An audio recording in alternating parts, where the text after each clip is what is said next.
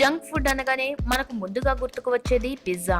అనేక రకాల పదార్థాలతో తయారు చేసే పిజ్జా అంటే చాలా మందికి ఇష్టమే. ఇందులో వెజ్, నాన్ వెజ్ అని రెండు రకాలుంటాయి.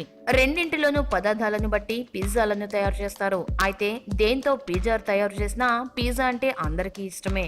వేడి వేడి పిజ్జాను లొట్టలేసుకుంటూ తింటుంటే వచ్చే మజా వేరు. ఇది సరే, అసలు విషయం ఏంటంటే పిజ్జాలను స్టోర్లో తింటే మనకు టేబుల్ మీదకు సర్వ్ చేస్తారు.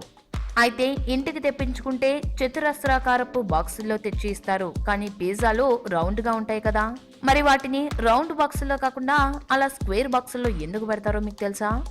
అదే ఇప్పుడు తెలుసుకుందాం. సాధారణంగా వృత్తాకారంలో ఉండే బాక్సుల కన్నా స్క్వేర్ టైప్ లో ఉండే బాక్సులను తయారు చేయడమే చాలా ఈజీ. మిషన్లకు పెద్దగా పని ఉండదు.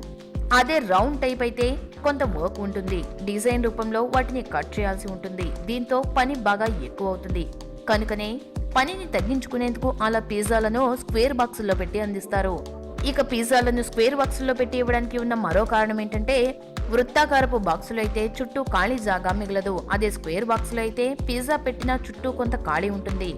దాంట్లో చిల్లీ ఫ్లేక్స్, మసాలా, సాస్ ప్యాకెట్లు పెట్టవచ్చు. వాటికి ప్రత్యేకంగా కంటైనర్లు ఏర్పాటు చేయాల్సిన అవసరం కూడా ఉండదు. అందుకనే పిజ్జాలను స్క్వేర్ బాక్సుల్లో అందిస్తారు.